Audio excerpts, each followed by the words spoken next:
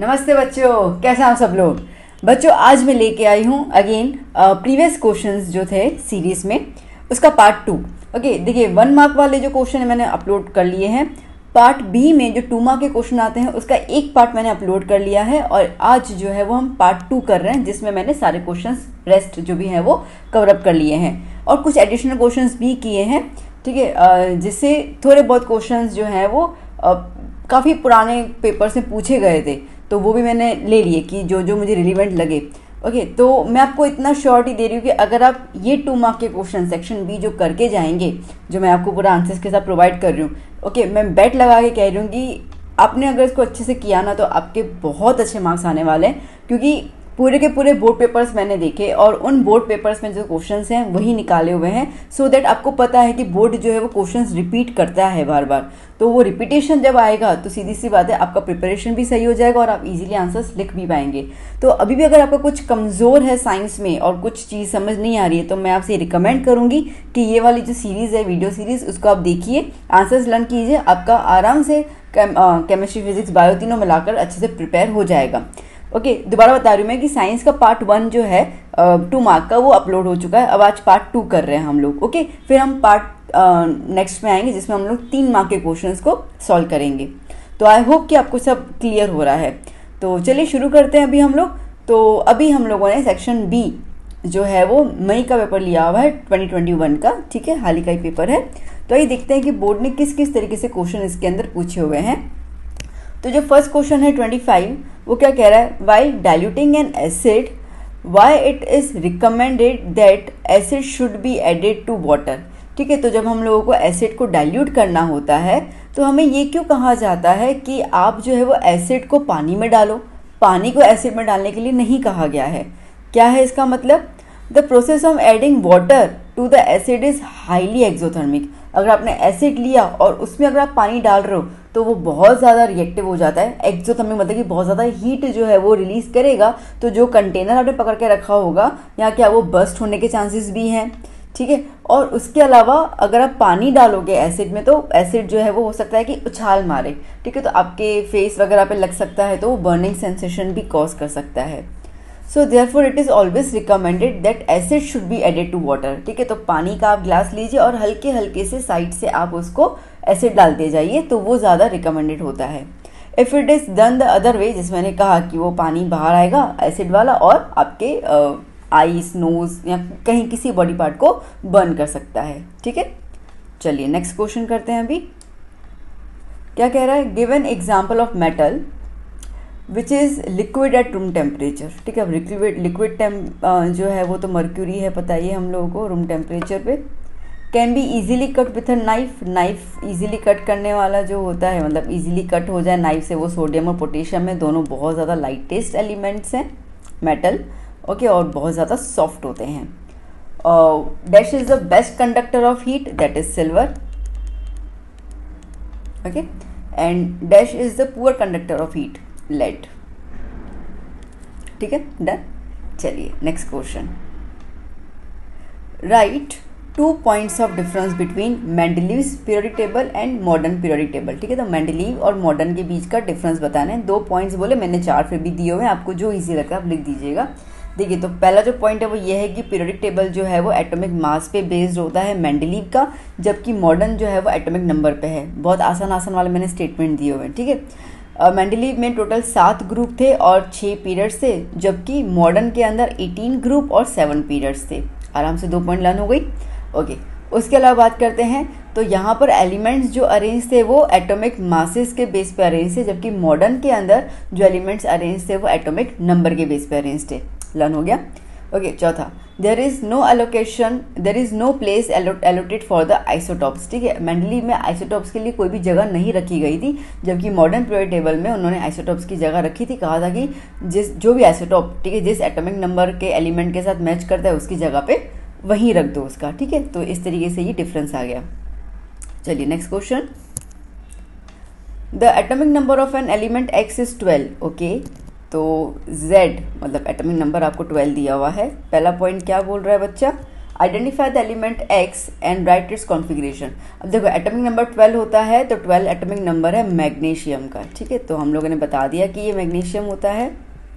दूसरा, right it's electronic configuration. Configuration मैं EC लिख देती हूँ शॉर्ट में, इलेक्ट्रॉनिक कॉन्फ़िगरेशन क्या हो जाएगा 282, 9 बना ना KLMN वाला, ठीक है वही था, ठीक है 282। अब सेकंड नंबर क्या पूछ रहा है इसमें, state to which group and period does x belong.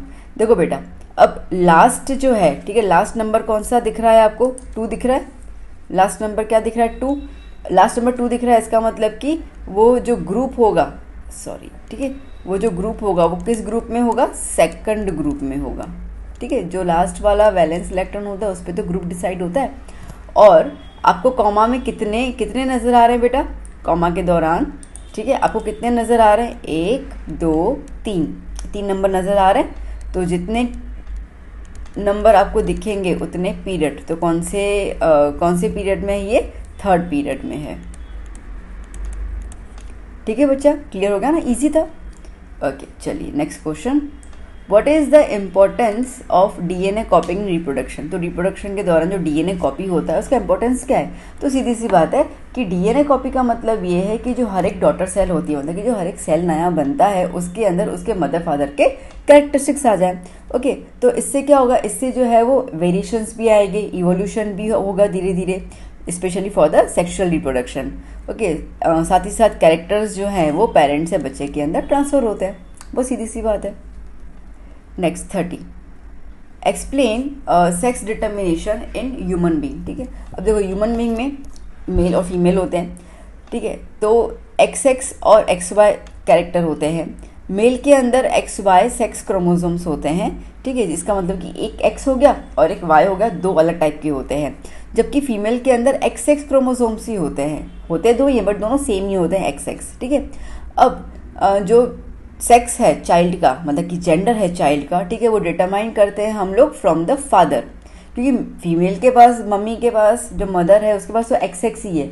तो अगर फादर का स्पर्म X लेके आता है, देखो ये X फीमेल का, अगर फादर भी X लेके आता है तो XX मतलब गर्ल हो जाएगी, ठीक है, और ये तो X ही है। अगर फादर जो है वो Y लेके आता है तो XY मतलब क्या हो गया, मेल हो गया। तो एक्चुअली फादर के स्पर्म के क्रोमोसोम्स पे डिपेंड करता है कि जो बच्चा होगा उसका जेंडर गर्ल होगा या बॉय होगा, मतलब मेल होगा कि फीमेल होगा।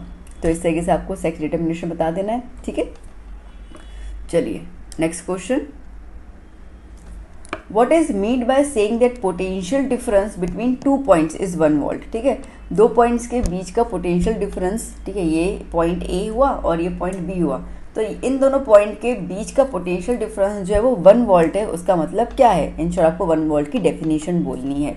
तो इसका मतलब ये है कि हम लोग 1 जूल जितना काम कर रहे हैं चार्ज को, ठीक है, जो कूलम चार्ज है उसको 1 प्लेस टू अनदर प्लेस पहुंचाने के लिए। ठीक है, देखो बच्चा, ये पॉइंट A है, ये पॉइंट B है, ठीक है। अब मैंने काम किया, मैंने क्या काम किया, मैं 1 जूल काम कर रही हूँ और ये इलेक्ट्रॉन है, इस इलेक्ट्रॉन को यहाँ से घुमा घुमा के यहाँ पे पहुँचा रही हूँ मैं, ठीक है। तो ये जो इलेक्ट्रॉन को मैंने यहाँ से यहाँ पहुँचाया उसमें मैंने कितना काम किया, 1 जूल जितना काम किया।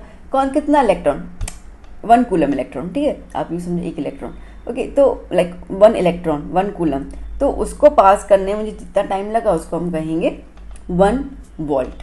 क्लियर हुआ, ओके। अब क्वेश्चन है, name the device that helps to maintain the potential difference, तो दैट इज वोल्ट मीटर। ठीक है, वोल्ट मीटर जो होता है वो हेल्प करता है कितना डिफरेंस रहना चाहिए, 0 डिफरेंस हो नहीं सकता। चलिए next question, state Ohm's law, derive the equation for the law.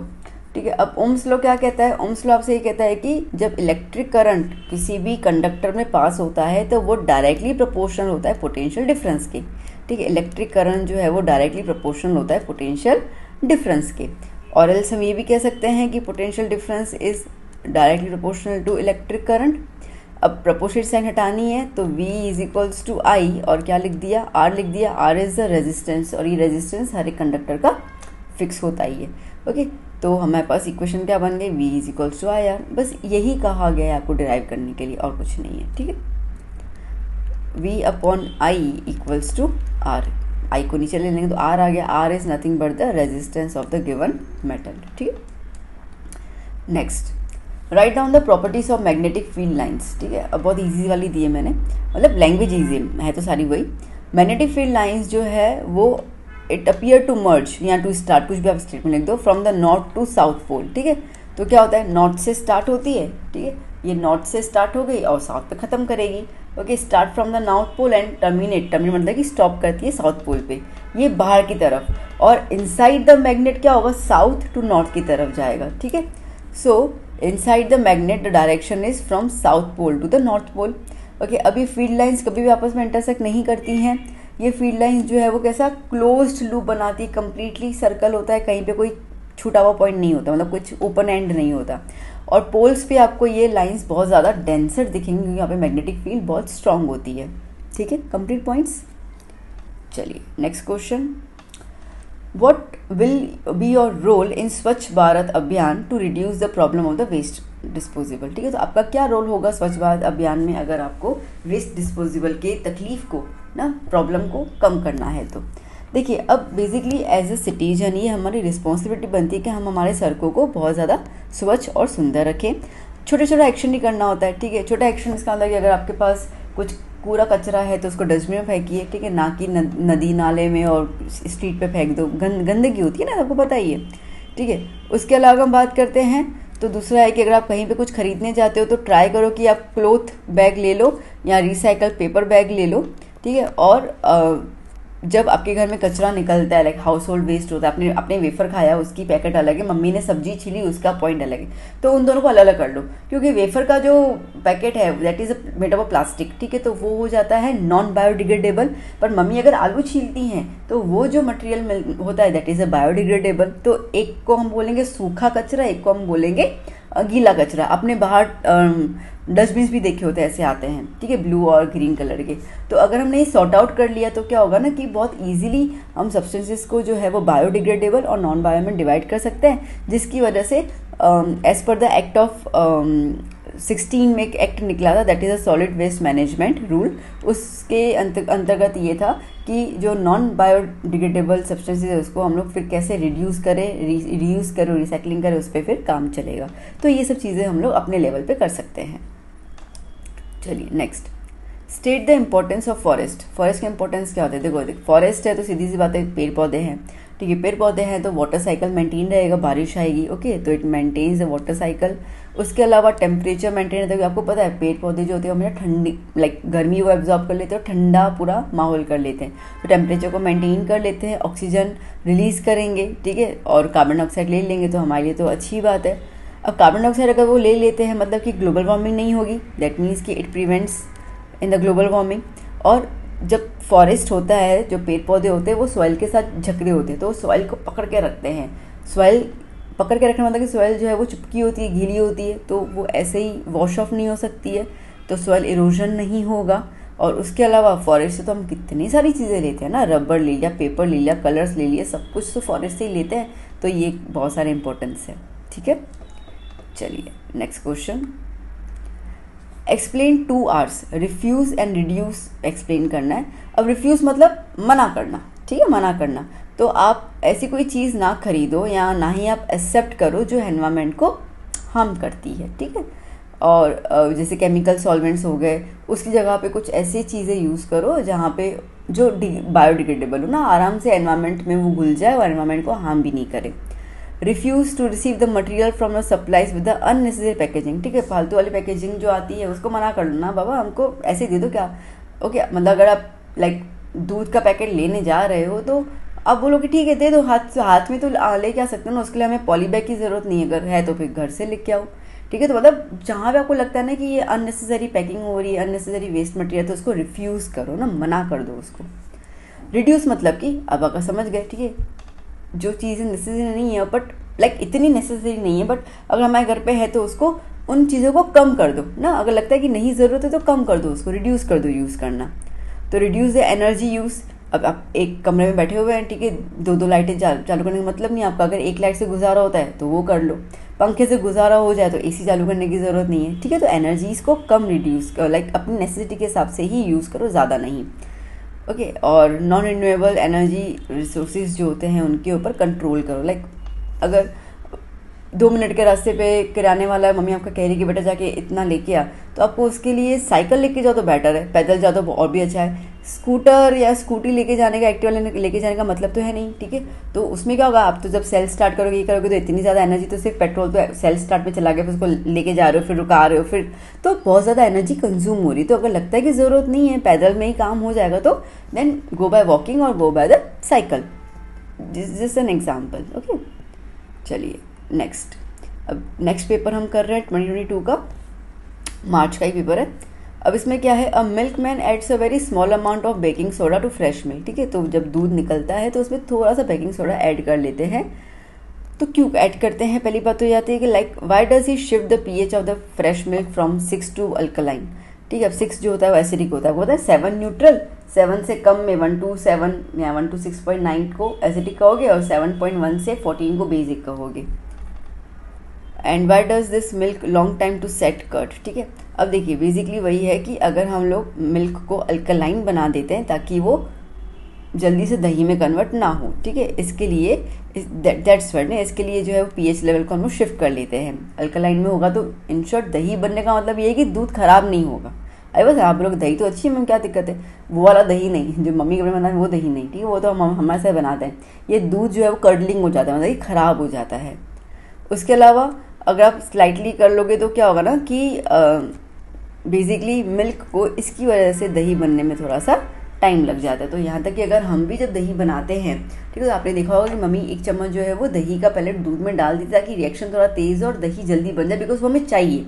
Okay, that curd is different, और जो कर्डलिंग होता है ना दूध का फटना, वो अलग हो जाता है। ओके चलिए next, give reason aluminium with nitric acid does not produce hydrogen gas. तो जब एल्यूमिनियम HNO3 के साथ रिएक्ट करता है बेटा, तो वो हाइड्रोजन गैस नहीं प्रोड्यूस करता है। क्यों? वो इसके लिए क्योंकि वहाँ पे बनता है वाटर, ठीक है, H2O बनता है। Why? Because nitric acid is a strong oxidising agent. Oxidising agent मतलब कि वो ऑक्सीजन को ऐड करता है, ठीक है।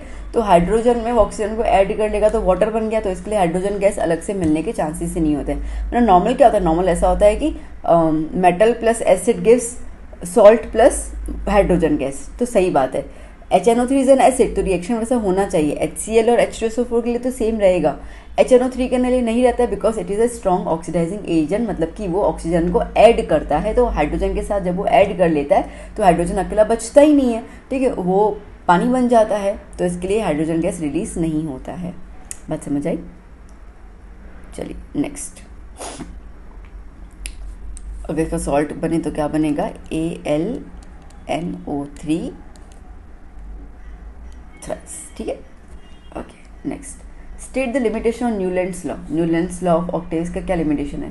देखिए पहली बात तो उस टाइम से 56 एलिमेंट्स ही बता दे, और न्यूलैंड ने उन सिर्फ कैल्शियम तक ही सही अरेंजमेंट किया था, ठीक है। अब कैल्शियम नंबर होता है 20, तो 20 तक की अरेंजमेंट सही था, फिर आगे अरेंजमेंट हुआ नहीं था। उसके अंदर भी उन्होंने ये कहा था कि लाइक सारे गामा पादा निसा, याद है ना, तो जो 8th एलिमेंट होगा वो फर्स्ट एलिमेंट के प्रॉपर्टीज़ के सिमिलर होगा। वो कैल्शियम तक ही सही जा रहा था, उसके बाद तो ऐसा कुछ भी नहीं हो रहा था कि प्रॉपर्टीज सारे के सारे बदलते जा रहे थे। उसके अलावा हम बात करते हैं देन टू एडजस्ट। अब एलिमेंट्स को एडजस्ट करने के लिए न्यूलैंड ने, ठीक है, कई बार तो 2 एलिमेंट्स को एक ही जगह पे प्लेस कर लिया, जबकि उनकी केमिकल प्रॉपर्टीज़ भी अलग अलग है, केमिकल फिजिकल दोनों अलग है। जैसे आयरन जो है वो कोबाल्ट और निकल के साथ मैच करता है, और आयरन को रख दिया कहीं दूर, ठीक है, किसी और जगह पे, जो उसके आगे पीछे एलिमेंट्स है उसके साथ उसकी प्रॉपर्टी मैच करती ही नहीं है, तो ये गलतियाँ हो गई थी।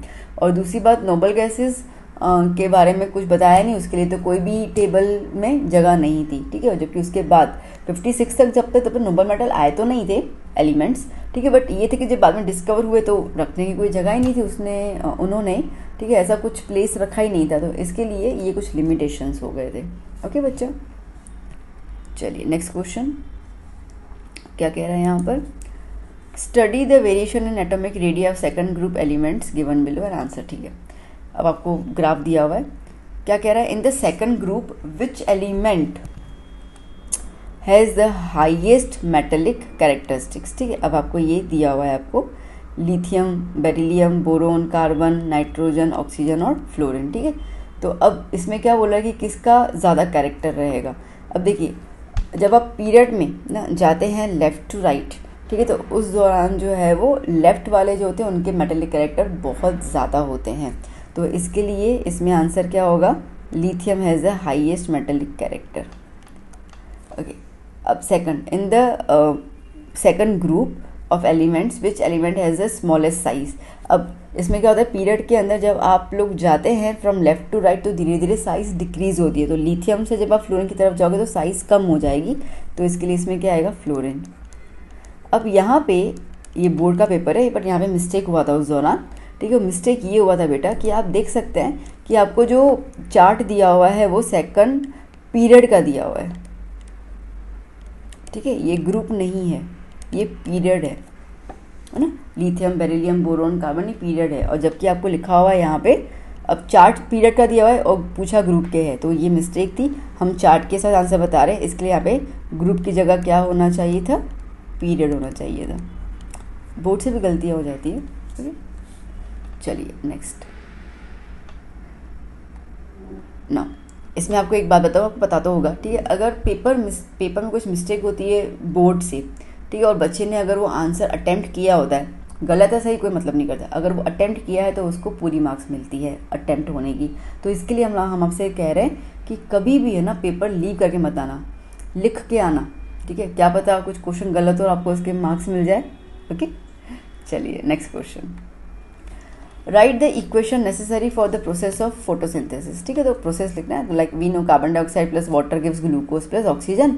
बैलेंस इक्वेशन आपको दी हुई है, 6CO2 plus 6H2O gives glucose C6H12O6 plus oxygen. ठीक है ना, ये तो लर्निंग होगी आपको, तो कहे तो बचपन से करते आ रहे हैं हम लोग इसके। तो चलिए next, difference between aerobic respiration and anaerobic respiration.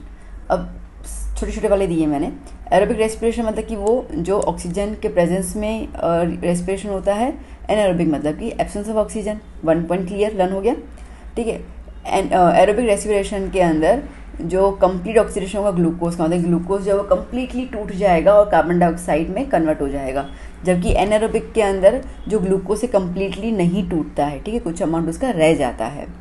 जो एंड प्रोडक्ट बनेंगे वो कार्बन डाइऑक्साइड एंड वाटर, और एनारोबिक में जो बनेगा वो लैक्टिक एसिड होगा, कार्बन डाइऑक्साइड होगा या इथाइल अल्कोहल होगा, डिपेंड करता है। Fourth, lot of energy is liberated. इसमें एनर्जी बहुत अच्छी खासी निकलती है, तभी तो आप और हम काम कर पाते हैं इतनी ज़्यादा। ठीक है, 38 ATP, जबकि उसमें एनर्जी जो है बहुत कम निकलती है, सिर्फ 2 ATP निकलती है। ये एनिमल्स और प्लांट्स दोनों में होता है, जबकि एनारोबिक के लिए बैक्टीरिया होता है, उसमें होता है, और दूसरा हमारे मसल सेल्स में होता है। ठीक है, तो इन्होंने देखिए कुछ बोला नहीं है कितने पॉइंट्स में, 2 मार्क है तो 4 पॉइंट्स तो हम आधी मार्क के कंसिडर के साथ लिखना ही रहेगा। ठीक है, तो 4 पॉइंट्स आप समझ के चलना है इसके अंदर। सॉरी, आगे चलते हैं। What are the changes seen in girl at the time of puberty. ठीक है, तो पुबर्टी के दौरान लड़कियों में क्या क्या बदलाव देखने को मिलता है। तो पुबर्टी के दौरान जो गर्ल्स हैं उनकी ब्रेस्ट जो है वो डेवलप होना शुरू करती है, ओवरीज ग्रो करती है, जिसकी वजह से एग डेवलप होता है। अब एग बनता है तो मेंस्ट्रुएशन साइकिल उनका स्टार्ट हो जाता है। ठीक है, उसके अलावा स्वेट ग्लैंड होगा, सिबेकियस ग्लैंड होगा, लाइक ऑयल ग्लैंड। ठीक है, तो वो तो रहता ही है, जिसके वजह से पिंपल्स वगैरह भी आते हैं, आपको पता ही है। आर्म्स, थाइस के ऊपर, like above thighs and pubic area में जो है वो हेयर ग्रोथ होता है। तो ये कुछ चीज़ें आपको लिख देनी है। Next, name the type of mirror use in the side और rear view mirror and support your answer. क्यों? तो हम लोग इसमें कौन सा मिरर यूज़ करते हैं बच्चा? Convex mirror. ठीक है, क्योंकि कॉन्वेक्स मिरर जो है ना वो क्या करता है, जो अब देखिए हमारे जैसे आप एक्टिवा चला रहे हो और आपके पीछे ट्रक आ रही है, तो ट्रक का साइज़ कितना बड़ा होता है एक्टिवा से, पर फिर भी आपको ट्रक का इमेज आपके मिरर में, एक्टिवा के मिरर में नजर आता है। तो इसका मतलब कि वो मिरर जो है वो कौन सा है? Convex mirror. तो कॉन्वेक्स मिरर की प्रॉपर्टी क्या होती है कि वो जो चीज़ें हैं, मतलब जो पीछे हमारे व्हीकल्स होंगे, ठीक है, उनको उनका पूरा फुल डायमेंशनल इमेज हमें देता है, वो भी इरेक्ट, सीधा। वर्चुअल बिहाइंड द मिरर बन रहा है, कॉन्वेक्स तो बिहाइंड द मिरर बनेगा। इसके लिए आपको पीछे वाला एरिया जो है वो काफ़ी लार्ज दिख जाता है और आप एक्सीडेंट होने से बच जाते हैं। कोई ओवरटेक करता है तो आप आराम से साइड दे देते हैं उसको जाने के लिए। ठीक है, आपका लाइक हम सब ड्राइवर्स तो हैं ही, तो हमें पता है कि हम पीछे देख कर अपनी गाड़ी को चलाते हैं। ठीक है, चलिए next. Symbol of some components are given, दिए हुए हैं। Using them all draw an appropriate circuit diagram. Assume you are already having the wires connected. ठीक है, चलो। Also name each component. तो ये आपका डायग्राम दिया हुआ है। ओके, अब देखो ये हुआ रेजिस्टेंस, तो ये रेजिस्टर R। ओके, फिर आया है ये वोल्ट मीटर। ये रहा वोल्ट मीटर, हमेशा कैसे होता है, पैरेलल में होता है, मैंने इसका नाम नहीं लिखा है, वोल्ट मीटर। ये हुआ A, that is ammeter. ये हो गया सेल और ये हो गया स्विच। ठीक है, सारे नाम भी आ गए। चलिए next question. An electric refrigerator rated 400 what and an electric bulb rated 100 watt. ठीक है, तो यहाँ पे आपको पावर दिया हुआ है, power of electric refrigerator that is 400 watt और power of electric bulb that is 100 watt. ठीक है, ऑपरेट्स 10 आवर्स पर डे। ठीक है, मतलब एक दिन में 10 घंटे ये काम करता है। What is the cost of energy to operate it, मतलब कितना पैसा हमारा खर्च होगा अगर हम इसको 10 डेज़ के लिए चला रहे हैं और पर किलोवाट आवर का प्राइस 8 रुपये है। ठीक है, तो अगर 1 किलोवाट आवर का हमें 8 रुपये देना पड़ता है, तो हम अगर ये दोनों चीज़ें 10 दिन चला रहे हैं तो हमारा कितना बिल आएगा। चलिए, तो यहाँ पे आपको क्या हुआ है, अब पावर 2 हो गए, तो पहले टोटल पावर निकाल लेते हैं हम लोग। टोटल पावर क्या होगा बच्चा, एक तो 400 रेफ्रिजरेटर का और 100 इलेक्ट्रिक बल्ब का, तो टोटल पावर हो गया 500 वॉट। ठीक है, अब आप देखो यहाँ पर, अगर आप देखो तो यहाँ पे आपको इन्होंने क्या बोला है, किलो वॉट आवर, मतलब कि किलो वॉट में आपको निकालना है। तो इसके लिए हम लोग क्या कर लेंगे बच्चा यहाँ पर, ठीक है, हम लोग 500 को डिवाइड कर लेंगे 1000 के साथ, तो टोटल पावर कितना आ गया बच्चा, टोटल पावर आ गया 2 0 गए 0.5 किलोवाट। इतना समझ आ गया। ठीक है, अब टाइम कितना कह रहा है, 10 घंटे, एक दिन में कितने दिन चलाना है, 10 दिन। ठीक है, सो नाउ टाइम 10 आवर्स या 10 days into 10 hours per day, तो टोटल टाइम कितना हो गया बच्चा, 100 आवर्स हो गया। ठीक है, टाइम आ गया, पावर आ गया। अब एनर्जी कंजम्पशन जो है वो निकालना है हम लोगों को, प्लस प्राइस निकालना है। एनर्जी का फॉर्मूला होता है पावर इनटू टाइम। पावर कितना है 0.5 इंटू टाइम कितना हो गया बेटा 100। ठीक है, तो क्या हो गया यहाँ पर 5/10 इंटू 100, 0 0 कट, तो दैट इज़ 50। ठीक है, 50 किलोवाट आवर। बात समझ में आ गई। ठीक है, देखो ये हमारा ये जो 0.5 है, ठीक है 0.5 है, ये किलोवाट में है और ये 100 क्या हो गया आर, तो इसके लिए किलोवाट आर आ गया। अब इन्होंने क्या बोला है ₹8। ठीक है, तो अभी हम लोग कॉस्ट निकाल देते हैं। सो कॉस्ट कितना हो जाएगा, 50 के साथ 8 रुपीज़ को मल्टीप्लाई करो, टोटल कितना हो गया, टोटल कितना हो गया यहाँ पर 400 रुपये आपका कॉस्ट रहेगा। ठीक है ना, आया समझ में, गुड बेटा। चलिए next question, what precaution should be taken to avoid the overloading of the domestic electric circuits. ये तो शायद गाला में भी कई बार आ चुका है। तो क्या क्या प्रिकॉशन है, प्रिकॉशन ऐसा है कि बहुत ज़्यादा डिवाइसेस एक साथ कनेक्ट मत करो सेम सॉकेट में। जो डिवाइसेस माल फंक्शनिंग करते हैं, मतलब कि ढंग से चलते नहीं है, ठीक है, तो उनको सॉकेट के साथ कनेक्ट नहीं करना चाहिए। और हाई पावर कंजम्पशन वाले जो डिवाइसेस है वो एक साथ सारे मत चलाना।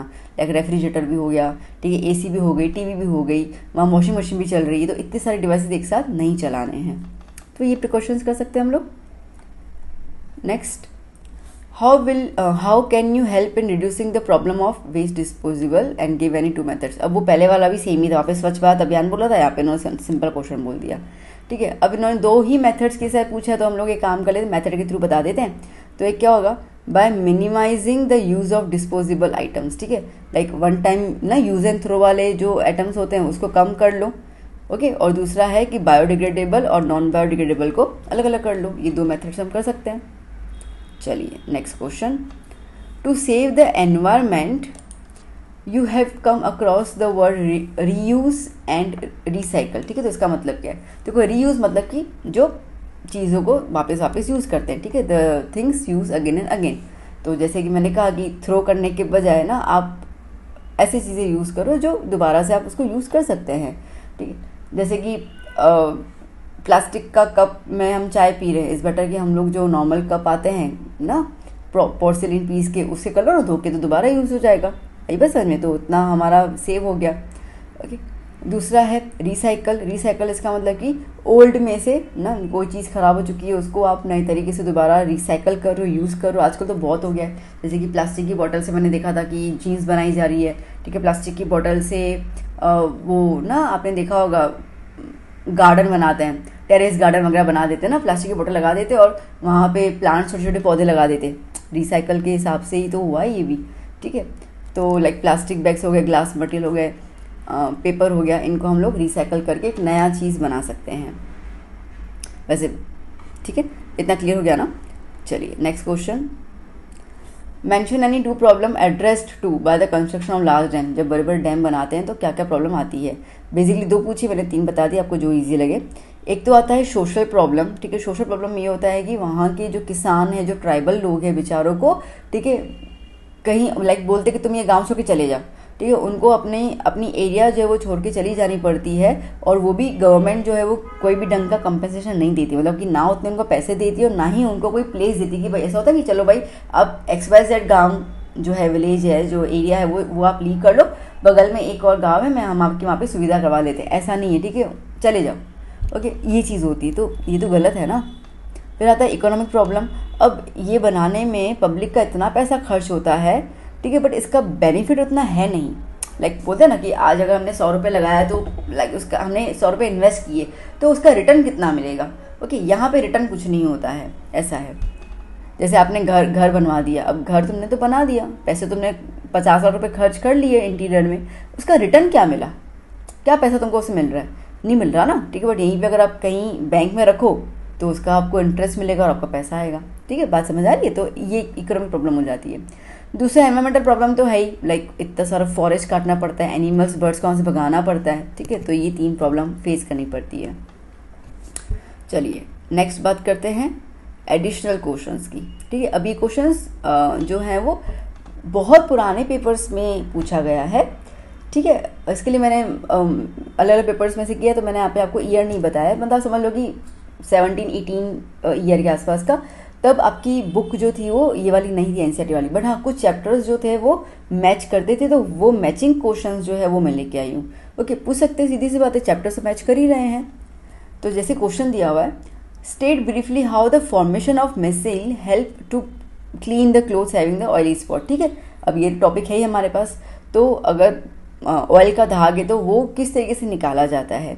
तो देखिए, अब ज़्यादातर जो डर्ट है वो ऑयली नेचर का ही होता है, और ऑयल जो पानी में डिजोल्व तो होता नहीं है, ठीक है। तो जब हम लोग सोप उसके अंदर डालते हैं तो सोप में जो आयन होता है वो पोटेशियम या सोडियम का आयन होता है, which is a long carboxylic acid chain. इस तरीके से पूरी चेन होती है, कि बुक में लिखा होगा, ठीक है। ऐसे करके लाइक SO3Na ऐसे करके चेन होती है, या COONA। अब जैसे कि आप देखो तो ये जो मैंने जिगजैग वाली लाइन बनाई ना बेटा, ये वाली, ठीक है, ये जिगजैग वाली जो लाइन है इसको हम कार्बन चेन कहते हैं। ये कार्बन चेन जो है वो ऑयल के साथ डिसॉल्व हो जाती है, जबकि ये जो मैंने नाम लिखा है SO3Na उसको आयोनिक चेन कहते हैं, ठीक है, वो पानी के साथ डिसॉल्व होती है। बात समझ आई। तो SO3Na जो है दैट इज़ द हाइड्रोफिलिक, वो पानी के साथ डिसॉल्व हो जाती है, और जो मैंने जिगजैग बनाया है वो ऑयल के साथ डिसॉल्व हो जाती है, ठीक है। अब इस तरीके से क्या होता है ना कि ऑयल बीच में आ गया और उसके इर्द गिर्द जो है वो इस तरीके से पूरे मॉलिक्यूल्स बिछ गए। अब ये जो है वो ड्रॉपलेट्स को अपनी तरफ लाइक बाहर की तरफ खींचते हैं, तो उसको हम कहते हैं इमल्जन, ठीक है। इस तरीके से पूरा इमल्जन बन जाता है पानी के अंदर, मतलब झाग बन जाती है, और इस तरीके से जो डर्ट है वो रिमूव हो जाता है। ओके, क्लियर हुआ। ये आप ना कैसे रिन की, एरियल की, टाइड की ऐसे कोई एडवर्ट देख लेना, उसमें यूँ दिखाते हैं ना पिक्चराइजेशन कि कपड़ा है और 2 हाथ से यूँ मसल रहे हो, ऐसे ना, वो 2 मसलना दैट मीन्स की मिसिल फॉर्मेशन होता है। चलिए next, what are the trophic levels? Give an example of a food chain and state the different trophic levels in it, ठीक है। तो ट्रॉपिक लेवल क्या होता है, देखो लेवल मतलब पोजीशन फूड वेब के अंदर, ठीक है, यहाँ चेन के अंदर, यहाँ एक पैरामिड के अंदर, उसको हम कहते हैं ट्रॉपिक लेवल, ठीक है। यहाँ तो आप यूँ एरो करके चला दो, यहाँ तो आप यूँ पैरामिड बना दो, तो वो जो लेवल्स अलग अलग होते हैं उसको ट्रॉपिक लेवल कहा जाता है। जैसे कि फर्स्ट ट्रॉपिक लेवल में प्रोड्यूसर्स होते हैं, क्योंकि वो खाना खुद बनाते हैं, जैसे प्लांट्स हो गए। फिर सेकंड ट्रॉपिक में होता है प्राइमरी कंज्यूमर, सबसे पहले उसको खाने वाला। थर्ड ट्रॉपिक में होता है सेकेंडरी जो प्राइमरी को खाएगा, और फोर्थ ट्रॉपिक लेवल पे होता है टर्शरी जो सेकेंडरी को खाएगा। इतना क्लियर हो गया। जैसे एग्जांपल है सन, ठीक है, सन से एनर्जी जा रही है ग्रास के अंदर, ग्रास को खा रहा है ग्रास ऑफर को खा रहा है स्नेक, ठीक है, स्नेक को खा रहा है आउल। एक इन्होंने फूड चेन बना दिया। ओके, तो इस तरीके से जो ग्रास है वो प्रोड्यूसर हो गया, कोई खाना बना रहा है, उसको कंज्यूम कौन कर रहा है, ग्रास ऑफर, तो प्राइमरी कंज्यूमर हो गया। ग्रास ऑफर को खाना दे रहा है श्रू या स्नेक आप बोल सकते हैं इसके अंदर, ठीक है। सेकेंडरी और स्नेक को आउल खा रहा है तो वो टर्शरी। बात समझ में आ गई? बस इतना बताना। इस आपको ये एग्जाम्पल नहीं लिखे, कोई और एग्जाम्पल लिखना आप लिख सकते हैं, फ्रॉग वगैरह का, कोई दिक्कत नहीं है। Next, the magnification produced by a spherical mirror is -3। List 4 informations you obtain from this statement about the mirror image. ठीक है, अब देखो अगर आपको मैग्निफिकेशन दिया हुआ है -3, आपको मैग्निफिकेशन बोला है -3, तो इससे तुम क्या क्या स्टेटमेंट डिटरमाइन कर सकते हो। तो सबसे पहली बात तो ये है कि नेगेटिव साइन आया मैग्निफिकेशन का, तो इसका मतलब कि मिरर कैसा होगा बच्चा, कॉनकेव मिरर, की कॉनकेव मिरर ही आपको नेगेटिव मैग्निफिकेशन देता है। उसके अलावा -3 इसका मतलब कि जो इमेज की हाइट होगी वो ऑब्जेक्ट की हाइट से 3 गुना ज़्यादा होगी। ठीक है, और इमेज जो है, ठीक है, इसका मतलब ये इमेज जो है वो प्रिंसिपल और फोकस के प्रिंसिपल ऑफ फोकस F और CF के बीच में कहीं ना कहीं प्लेस्ड होगा। ठीक है, जैसे ये होता है तो ये हो गया F और ये हो गया CF। ठीक है, तो इसके बीच में कहीं ना कहीं होगा। और इमेज कैसी बनेगी, अब नेगेटिव है तो सीधी बात है रियल, इन्वर्टेड एंड लास्ट पहले बता दिया हम लोगों ने। ठीक है, और मिरर के सेम साइड ही बनेगी। डन, चलो okay. Now balance the following chemical equations. ठीक है, बैलेंस करना है हम लोगों को। जैसे पहला आपको दिया हुआ है, ठीक है, HNO3 plus CaOH twice plus CaNO3 2 plus H2O। ठीक है, अब आप देखो बच्चा, जैसे H जो है हम लोग ना पहले LHS और RHS अभी सिखा देती हूँ कैसे करना है। कितने कितने एलिमेंट है वो लिख दो। H है, N है, O है, Ca है। ठीक है, सेम चीज़ वहाँ पर भी है, H, N, O और Ca। ओके, अब आप देखो बच्चा, यहाँ पे H लेफ्ट साइड में कितना है, एक ही है, और राइट साइड में कितना है बच्चा, 2। ठीक है, ओके, N जो है, ओके, अब देखो डायरेक्टली करते जा रहे हैं ना, तो H यहाँ पे 2 है, ओके, और यहाँ पे 1 है, मतलब मैं यहाँ पे 2 लगा दूँ, हाँ लगा दीजिए। तो मैंने यहाँ पे 2 लगा दिया। अब आप देखो हाइड्रोजन भी कितने हो गए, 2, और ये NO3 पूरा का पूरा कितना हो गया बेटा, 2। यहाँ पे भी NO3 कितना है, 2, मतलब कि पूरा बैलेंस हो गया। चलो बहुत खूब। ठीक है, Ca जो है वो यहाँ पे 1 है, यहाँ पे भी 1 है। ठीक है, तो ये NO3 तो बैलेंस हो गया, Ca 1 है, यहाँ पे भी 1 है, कोई दिक्कत नहीं है। ओके, अब क्या आ रहा है यहाँ पर, अब ये है कि OH। ठीक है, अब देखो तो यहाँ पे हाइड्रोजन जो है वो कितना हो रहा है बेटा, कितना हो रहा है बेटा, 4 हो रहा है ना। देखो यहाँ पे हाइड्रोजन कितना हुआ बेटा, ये 2 हुए और ये 2 हुए, मतलब 4। तो यहाँ पे मैं 2 लगा दूँ तो 2 हाइड्रोजन हो गए, ऑक्सीजन भी 2 आ गए। ठीक है, तो कम्प्लीटली क्या हो गया, बैलेंस हो गया। समझ आया? मतलब इन शॉर्ट ना आपने क्या करो, एक एक चीज़ को आप देखते जाओ तो आपको समझ में आ जाएगा। मैं एक बार दोबारा करके बताती हूँ, मैं इसको रब कर दूँ। ठीक है, देखो दोबारा देखो बच्चा, देखो पहले हम लोग ना NO3 देख लेते हैं। देखो NO3 पूरा का पूरा टर्म कितनी बार है बेटा, 2 बार। यहाँ पे NO3 दिखा, हाँ पूरा का पूरा एग्जैक्ट टर्म दिख रहा है, तो हम क्या कर रहे हैं, आगे 2 लगा दे रहे हैं। इतना क्लियर? चलो गुड। Ca जो है वो 1 ही बार है, यहाँ पर भी 1 ही बार है, कोई दिक्कत नहीं है। ओके, अब हम बात करते हैं हाइड्रोजन की। तो बेटा देखो यहाँ पर ये हाइड्रोजन यहाँ पे 2 हुए और यहाँ पर भी 2 हुए, तो मिला के कितने हो गए, 4। यहाँ पे कितना है बेटा, 2 ही है, तो 2 आगे लिख दें तो 2 2 4। ओके, अब यहाँ पे ऑक्सीजन भी कितना हो गया, 2। तो ठीक है ना, ये वाला जो ऑक्सीजन है इसके आगे 2 लगा हुआ है, मैच कर रहा है। ठीक है, ओके, चलो now next, Fe2O3 plus CO gives Fe and CO3। Okay, अब हम यहाँ पे क्या कर सकते हैं, देखो Fe जो है वो यहाँ पे कितना है, 2। ठीक है, तो यहाँ पे है ही नहीं तो मैंने यहाँ पे 2 लगा दिया। Fe तो क्लियर हो गया आसानी से। ओके, अब देखो तो यहाँ पे C एक ही है, यहाँ पे भी C एक ही है, कोई दिक्कत नहीं है। आ जाओ O के पास। O यहाँ पे कितने हैं, 1, 3 + 1 4 और यहाँ पे सिर्फ 2 हैं।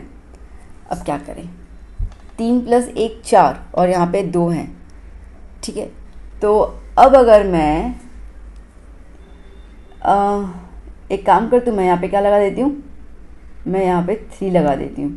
क्यों, देखो मैं यहाँ पे भी 3 लगा देती हूँ। अब कैलकुलेट करो बेटा। कार्बन तो 3 हो गए, यहाँ पे ठीक है, यहाँ पे ऑक्सीजन कितना है 3 और यहाँ पे ऑक्सीजन कितना है 3, तो 3 + 3 6 हो गए, ठीक है। यहाँ पे ऑक्सीजन कितना है 2 और 3 कितने हो गए 6 हो गया ना। अगर मैं 2 लगाती ना तो नहीं बैठता सही से। चलिए आगे शुरू करते हैं। NaOH + H2SO4 gives Na2SO4 + H2O। चलो अब मुझे साफ साफ दिख रहा है Na यहाँ पे 2 है तो मैंने यहाँ पे 2 लगा दिया। ओके चलो ये तो अच्छी बात हो गई। SO4, ये रहा SO4 एक ही है और यहाँ पर भी एक नज़र आ रहा है, मतलब इसको मेरे को छूने की ज़रूरत नहीं है, ठीक है। अब बात करते हैं हाइड्रोजन की। हाइड्रोजन यहाँ पे 2 हैं और यहाँ पे 2 हैं, टोटल 4 हो गए। यहाँ पे 2 ही हैं तो आगे 2 लगा दिया। और ऑक्सीजन कितने हो गए 2, ठीक है। और यहाँ पे ऑक्सीजन भी कितना हो गया 2, क्लियर है। चलो गुड ना। अब बात करते हैं नेक्स्ट, क्या है यहाँ पर MnO2 + Al gives MnNAl2O3। Al कितना दिख रहा है बेटा 2, यहाँ पे एक ही है, चलो ये तो क्लियर हो गया।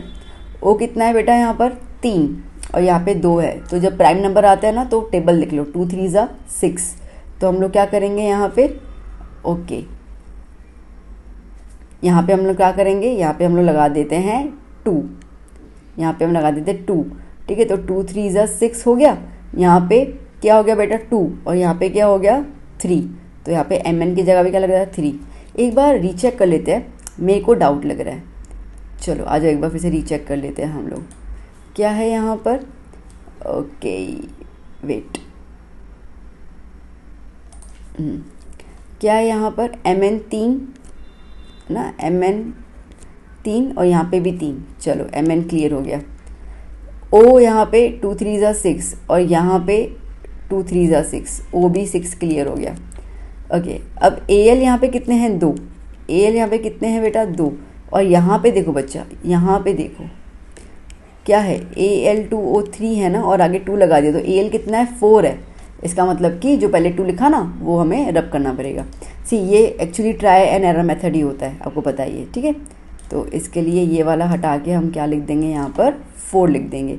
तो जब भी आप बैलेंस करो ना बेटा तो हमेशा क्या करना, एक बार रीचेक ज़रूर कर लेना, ठीक है। चलिए आपको अगर बैलेंसिंग सीखना हो ना बहुत अच्छे से तो मैंने वीडियो बनाई हुई है फर्स्ट चैप्टर की, ठीक है। उसमें मैंने बैलेंसिंग जो है वो बहुत डिटेल में समझाया हुआ है, तो अगर आपको करना हो तो प्लेलिस्ट में, ठीक है, फर्स्ट चैप्टर आप टाइप कर लेंगे, पूरा प्लेलिस्ट आ जाएगा, उसमें आपको ये इसका वीडियो मिल जाएगा, ज़रूर देखना, आपको बहुत बेनिफिट होगा अगर आपको बैलेंसिंग में प्रॉब्लम है तो। नहीं तो फिर ठीक है। चलिए आते हैं अभी नेक्स्ट क्वेश्चन की ओर। क्या कह रहा है यहाँ पे, name the hormone secreted by the gland which are associated with the following problems. Okay, a girl has grown extremely tall, ठीक है, बहुत लंबी हो गई, इसका मतलब कौन सा हार्मोन सीक्रेट हुआ होगा, ग्रोथ हार्मोन, जो पिट्यूटरी ग्लैंड से निकलता है, ठीक है, GH। A women has swollen neck, ठीक है, गर्दन मोटी हो गई, मतलब ग्वेटर की बीमारी होगी, और उसके लिए कौन सा हार्मोन आता है, थायरोक्साइन, जो थायरॉइड हार्मोन से निकलता है, ठीक है। हार्मोन ही पूछा है, ग्लैंड नहीं पूछा, इसलिए ग्लैंड का नाम नहीं दे रहे हैं हम लोग।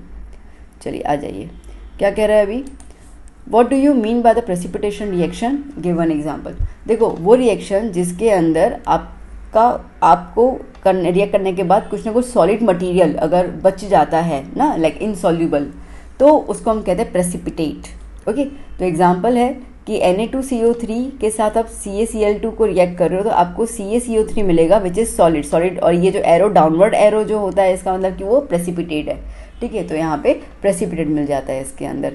इसके अलावा BaSO4 का भी एक एग्जाम्पल टेक्स्ट बुक के अंदर अगर आपने वो लर्न किया हुआ है तो आप वो एग्जाम्पल लिख सकते हैं, कोई दिक्कत नहीं है, एग्जाम्पल तो कुछ भी आप लिख सकते हैं, ठीक है। क्लियर हुआ ना, मतलब आपने दो चीज़ें मिलाई, ठीक है, उसमें से एक डिजोल्व हो गई और दूसरा जो है वो डिजोल्व नहीं हुआ, इनसॉल्युबल हो गया, तो वो नीचे की तरफ लाइक जैसे मिट्टी पानी में नीचे की तरफ बह जाती है, डिजोल्व नहीं होती है, तो ऐसे रिएक्शन को हम कहेंगे precipitate reaction. Next, why should curd and sour substances not be kept in brass and copper vessel?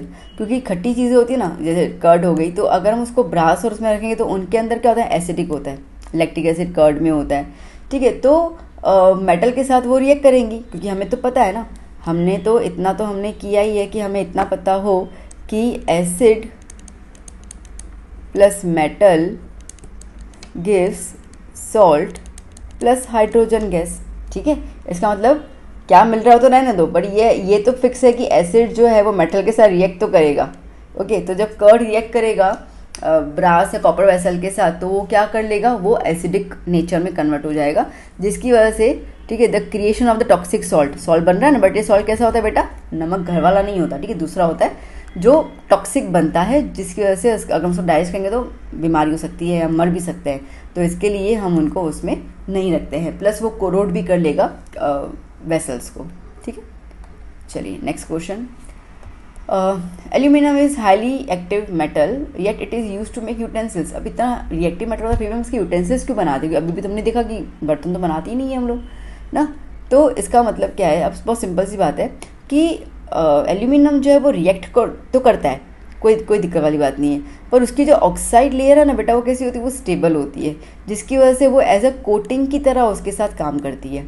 मतलब ये है कि समझो ये एल्यूमिनियम की पेन है, ठीक है, और इसके ऊपर जो है वो ऑक्सीजन की पूरी लेयर जम गई।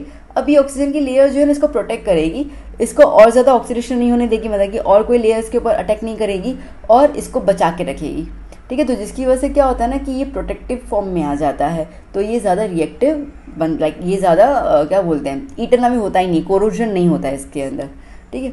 इसलिए दूसरा कि लाइट वेट होता है, गुड कंडक्टर ऑफ हीट होता है, तो इसके लिए खाना जल्दी बन जाता है।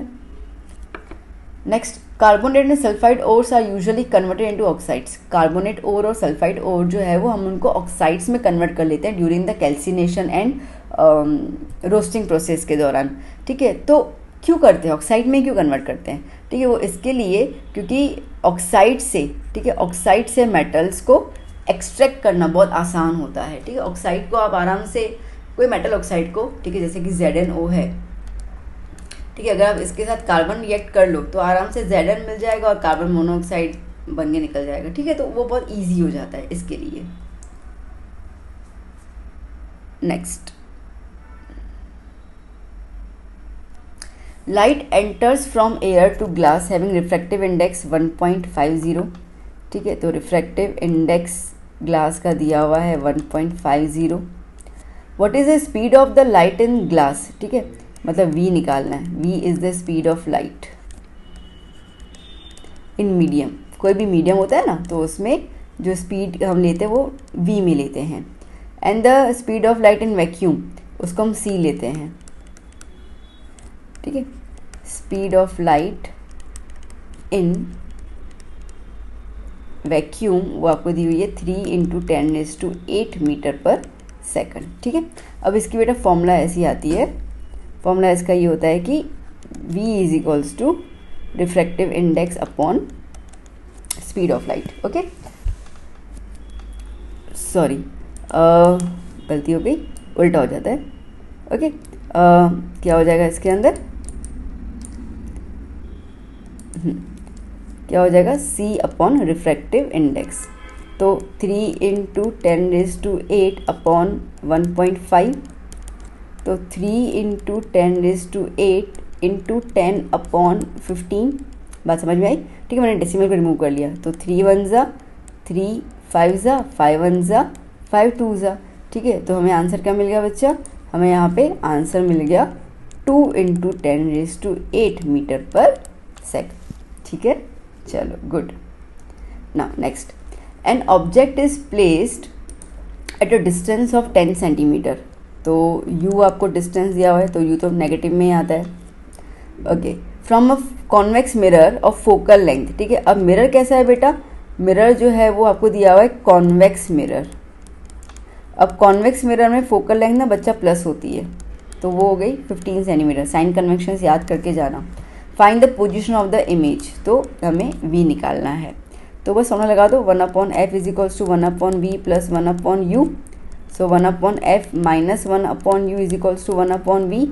ठीक है, ओके ना, यहाँ तक तो क्लियर ही है, बहुत बार प्रैक्टिस किए भी है ये वाले सम्स तो हम लोगों ने। तो 1/v is equals to 1/f की जगह 15 माइनस u की जगह -10। So 1/v is equals to 1/15 minus minus plus हो गया प्लस 1/10। एलसीएम 30 निकलेगा। ठीक है, तो यहाँ पे क्या कर लूँ, 30 लाने के लिए मैंने 2 से और यहाँ पे 3 से डिवाइड बाय 30, तो क्या हो गया 5/30, 5 1 जा 5 6 जा। ठीक है, मैंने जगह कम लीव कर दी। ओके, सो क्या हो गया यहाँ देख लेना बच्चा। तो 1/v is equals to 1/6 which is equals to 6v equals to 6 centimetre. ठीक है, तो इमेज का पोजीशन कितना दूरी पर है, 6 सेंटीमीटर की दूरी पर है, और प्लस वो क्या है, क्या कहते हैं हम उसको, प्लस में आया है।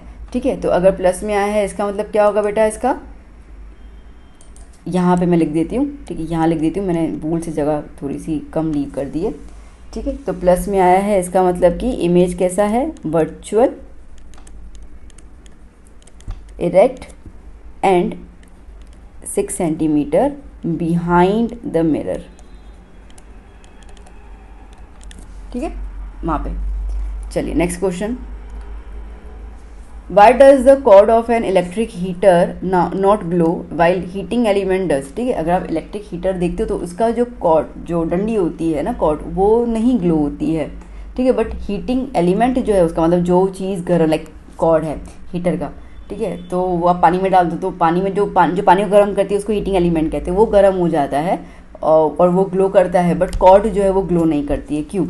क्योंकि हीटिंग एलिमेंट जो है ना उसका रेजिस्टेंस जो है वो बेटा बहुत ज़्यादा होता है। ठीक है, they have the very high resistance, जिसकी वजह से बहुत ज़्यादा हीट निकलती है, और हीट निकलने की वजह से जो हीटिंग एलिमेंट होता है, ठीक है, वो हॉट हो जाता है, ग्लो करता है। जबकि कॉर्ड होती है ना, ठीक है, वो जो रस्सी होती है, ठीक है, वो जो होती है वो लो रेजिस्टेंस होता है, जिसकी वजह से हीट जो है वो बहुत कम प्रोड्यूस होती है, तो गर्म तो होती है थोड़ी सी, ज़्यादा नहीं, ठीक है, बट ग्लो नहीं करती है। क्लियर हुआ ये? ना draw a schematic diagram of circuit consisting of battery 3 cells. ठीक है, ये 3 सेल्स आ गए आपके मिला के 6 वोल्ट, इन्होंने बोला कि 2 वोल्ट ईच है तो 6 वोल्ट आ गया। ये आपका प्लग आ गया, ओके, ये आपके 3 रजिस्टर्स आ गए, साइड के साइड सीरीज कनेक्टेड में है। ठीक है, चलिए next question. 1/2 of a convex lens is covered with a black pepper. ठीक है, कॉन्वेक्स लेंस का अगर आप आधा हिस्सा, ठीक है, कॉन्वेक्स लेंस का अगर आप आधा हिस्सा जो है वो ब्लैक पेपर से कवर कर लेते हो ऐसे करके, will this lens produce a complete image? जी हाँ, बिल्कुल, ठीक है, करेगा ही करेगा। क्यों? क्योंकि इमेज बनने के लिए ना आपको सिर्फ 2 लाइट रेस मिल जाना उतना ही काफ़ी है। ठीक है, तो आप भले इसका हाफ कवर कर लो तो फिर भी आपको इमेज पूरी की पूरी मिलेगी, कोई टेंशन नहीं। हाँ, यह है कि इमेज की इंटेंसिटी कम है, मतलब उतना ब्राइट इमेज शायद ना मिले पर इमेज बनेगा। ठीक है, धुंधला से पर इमेज तो बनेगा। फिर बोला है कि draw a diagram to show the formation of image by convex lens if the object is placed between F and C F. F और यहाँ पे 2, लाइक ये एफ हो गया और ये सी हो गया, सी को हम 2f भी कहते हैं। ठीक है, तो बीच में रखना है और आपका इमेज ये बन रहा है। चलिए next question. A student has difficulty reading the blackboard while sitting in the last row. ठीक है, लास्ट रो में बैठा हुआ है और उसको ब्लैक बोर्ड पे कुछ नज़र ही नहीं आ रहा है, तो ये डिफेक्ट क्या होगा और इसको कैसे करेक्ट करेंगे? तो ये डिफेक्ट जो है वो मायोपिया है, मतलब कि शॉर्ट साइटेडनेस, दूर का नहीं दिख रहा है, और इसको करेक्ट करने के लिए हम लोग क्या यूज़ करेंगे? कॉनकेव लेंस यूज़ करेंगे। ठीक है, चलिए next question. Why are we looking at alternate sources of energy? क्यों देखते हैं? क्योंकि जो फॉसिल फ्यूल्स है वो कैसे हैं बेटा? नॉन रिन्यूएबल रिसोर्सेज हैं।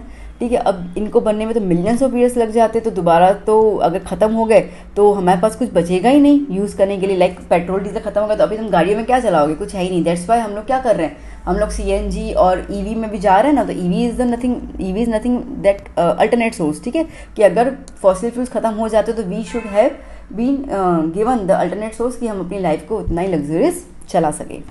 बहुत सिंपल सा है। Next, what is the role of decomposers in the ecosystem? अब डीकम्पोजर्स जो है वो एनवायरमेंटल क्लीनर कहते हैं, कि जब डेड प्लांट्स एनिमल्स होते हैं तो वो उनको खा जाते हैं, उनके न्यूट्रिएंट्स जो है वो ज़मीन में वापस चले जाते हैं, जिसकी वजह से जो नए बैक्टीरिया है, जो नई लाइफ है, जो नए प्लांट्स है, उन्हीं न्यूट्रिशंस को खा के वो फिर से ग्रो करते हैं। तो इस तरीके से पूरी साइकिल बनती है। ठीक है, नेक्स्ट, लास्ट क्वेश्चन है ये। Okay, what will happen if we kill all the organism in one trophic level. अगर एक टॉपिक लेवल के, जैसे कि समझो कि सेकेंडरी टॉपिक लेवल का सेकेंडरी कंज्यूमर को आपने मार दिया, सबको मार दिया, तो क्या होगा।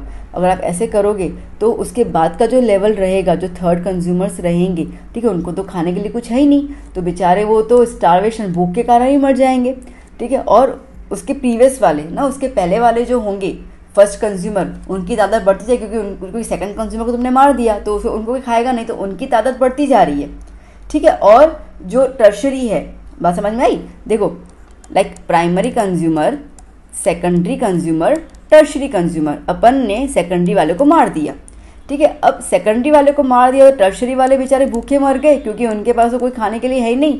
और प्राइमरी वाले जो है वो उनकी तादाद बढ़ती जा रही है, क्योंकि उनको खाने के लिए सेकेंडरी वाले नहीं है। तो ये क्या हो गया, ये इम्बैलेंस हो गया इकोसिस्टम का, है ना। एक तो मर ही गया, एक पूरा टॉपिक लेवल तो खत्म, उसके चक्कर में दूसरा टॉपिक लेवल खत्म हो गया, और जो प्रीवियस वाला है वो बढ़ता जा रहा है। तो इस तरीके से इकोसिस्टम जो होता है वो अनबैलेंस हो जाता है या इम्बैलेंस हो जाता है, ठीक है बच्चा, क्लियर हुआ ना।